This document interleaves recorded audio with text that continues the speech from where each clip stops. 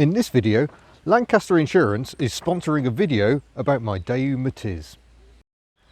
Yeah, don't get too excited for this one. All I'm going to do is take my Daewoo Matiz for a drive to the shops, but someone said there hasn't been enough Myrtle content lately, so I'm going to address that. I don't think I've done my new view, driving view in this car yet, so I'll get the camera set up and we'll go for a drive because it's lovely again and my hair is drying in the breeze.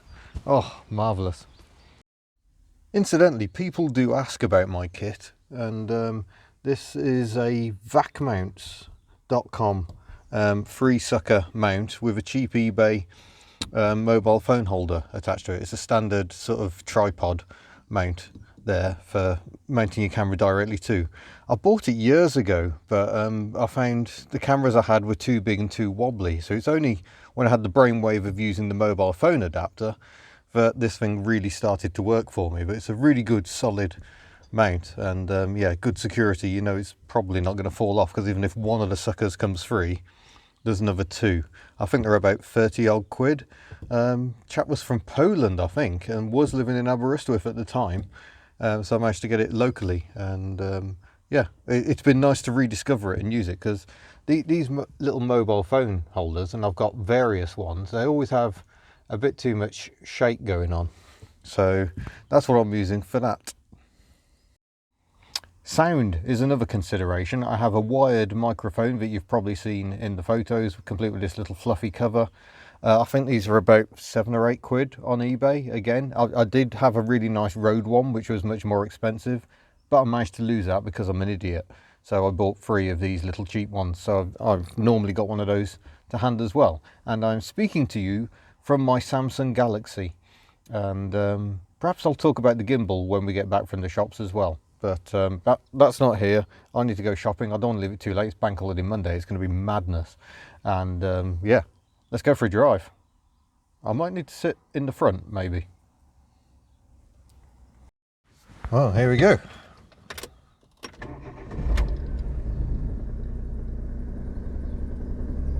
Myrtle does seem to be idling a bit better. We have had idle issues, but she's only up to 90,821 miles. She's not clocking up a fat lot of mileage at the moment because I have so many other cars. She rarely gets a look in. Sorry, I just stopped turning away from the microphone. So it makes lovely little 3-cylinder noises.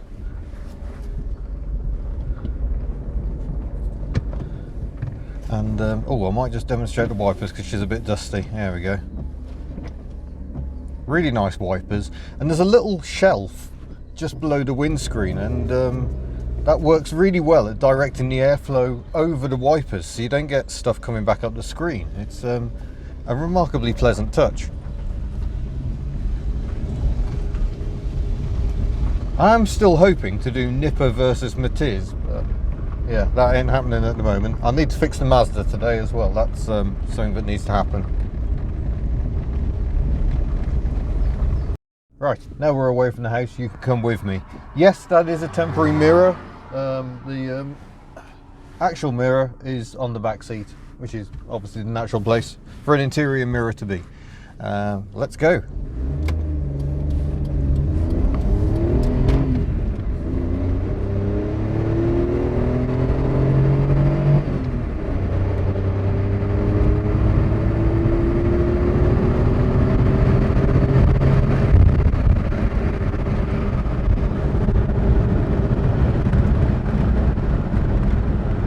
Yep, still sounding as good as ever.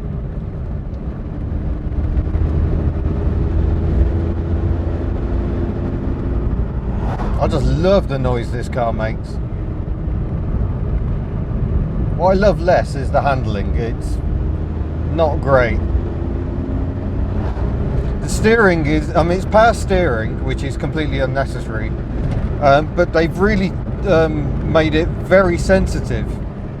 The problem is, given the short stature and the very narrow stature of the Matiz, what it does is make it feel very twitchy. You have to be very measured with your steering inputs, and even then, yeah, it's a bit scary at times, to be honest. It can suffer from pitching very badly, It gets a bit of a bobble on, and it can feel frankly unstable at times. I suppose I could drive more gently.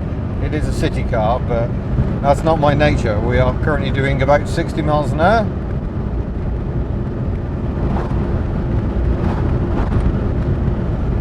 But it's quite peaceful when you're underway, even with the window open, because it's got quarter lights. You don't get much wind noise even when the windows are open. It's quite nice. And that's wind noise apparently.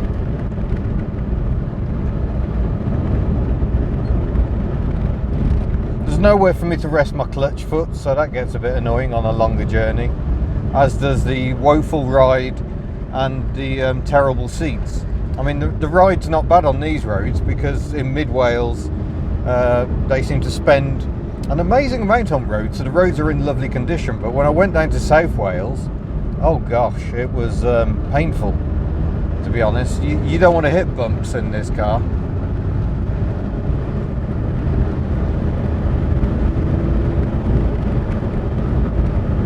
But yeah, Myrtle is just doing what she was built to do, really. She just gets me where I want to go with a minimum of fuss.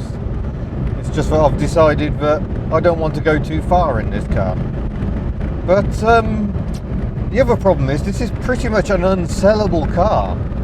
She owes me about 900 quid, all the various recommissioning work to get her back up to scratch. And she's probably worth 300 quid. So it makes no sense at all financially to get rid of her, and it doesn't make any sense emotionally either. This was the car I bought new in 1999 and then parted with and then managed to find again last year. So I can't get rid of her again. So yeah, I'm looking at storage options for the fleet, and storage options will include this car, I think, because yeah, I just can't part with her. Which is so stupid, but so me. See, it's kind of the problem this time of year. Tourists drive at sensible speeds, and us locals don't. That's okay, we can potter along, and she might even top 50 to the gallon if I drive her gently. She doesn't normally. About 45 is where she tends to be at, although I have seen higher on long trips, more like 50. The airbag light is still an issue. I've still got no airbags, but oh, that's a bold overtake. I suppose the road's clear. Watch out for the adverse camber on that bend, mate. Catches you out, that one. Because as you think, oh, this is a tight bend, it starts leaning away from you, so it makes it worse. That's okay, we're in no desperate rush for once. We shall merely potter along. Now, it must be said, I really am not a fan of the facelifted Matiz. It was a British facelift, I believe. A team in the UK decided to improve Giugiaro's original design and utterly ruined it. It was about 20 times uglier, whereas I think this original Matiz is, I think it's actually quite pretty. It's beautiful shape. I mean, I love all the details. I love the rear lamp clusters even. The little froggy face at the front. Yeah, it's all the good. I'm not going to bother showing you what her froggy face looks like today. There are other videos on Myrtle the Matiz, so go and seek them out. If you like. Sorry, that sounded very demanding. So yeah, I mean, Myrtle has become my sort of default pottering vehicle. If I just need to pop to the next village or nip into town, she tends to be the default choice, especially on mucky days, because I'm more reluctant to take the 2CV out when the weather's rubbish. No, that's not focused. Oh, there we go. Oh, no, didn't mean to do that. So the other bit of kit is my DJ Osmo gimbal, but why it's getting upset is because I have to use the external mic, which means the camera is hanging out, and it also creates a weight imbalance, especially on the Samsung. The port is quite high, which makes it really difficult to get an even balance on that, which upsets the gimbal and makes it misbehave, because it's fighting against the imbalance and it doesn't like it very much. And apparently we're just in time for the train.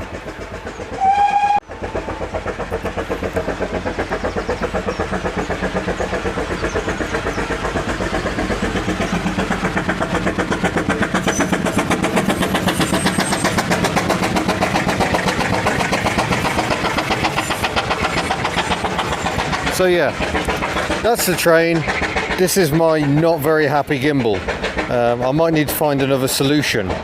But if you look at the difference between my footage from the Internal Fire Museum against the Lakeland Motor Museum, I think you can tell which one uses the gimbal. It just, well, it's meant to, you see, it can't, it gets upset. It should level that out, but it just isn't working. I have a nasty feeling it might be broken. It still does that way quite nicely, but it gets very confused by tilting. I think the motor in there might sadly be very permanently damaged, which is annoying. So that was it really. It's not a very exciting video, but then I didn't promise it would be. I will do a bit on the gimbal when I get back, which I've probably inserted before this. So the fun thing about making videos is you're kind of always producing the video in your head on the fly. I don't have a team, it's just me and my mobile phone. So trying to plan where stuff's going to appear in a video, it's always good fun, and if it sometimes seems a bit incoherent and badly stitched together, that's because I don't really plan any of this stuff. I haven't planned what I'd say to you now, and I quite like that. So it's why I couldn't work in TV, because in TV you have a script and do multiple takes, and I don't think I could ever say the same thing twice. So if my equipment fails and I lose some speech or something, it's an absolute disaster for me, because I can't remember what I said.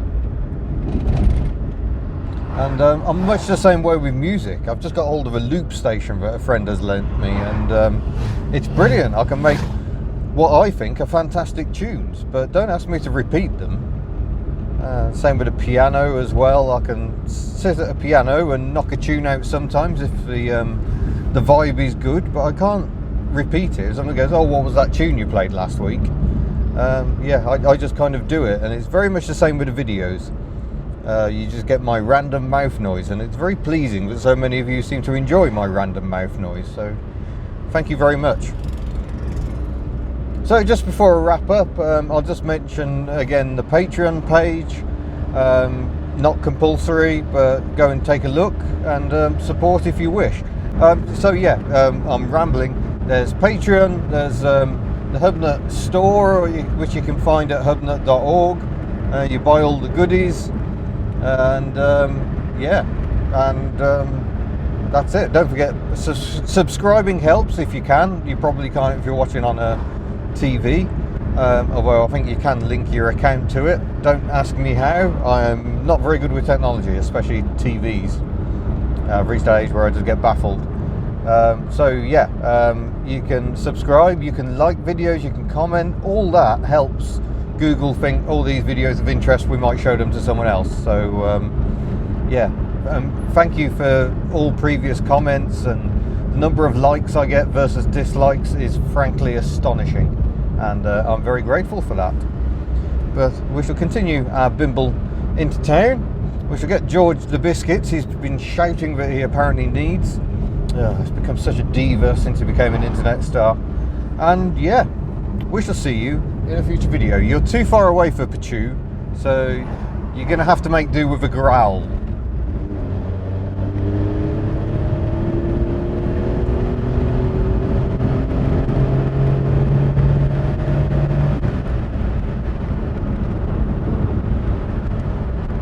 I've just noticed that's a Fiat Tipo in front of me. Not quite as stylish as the original, are they?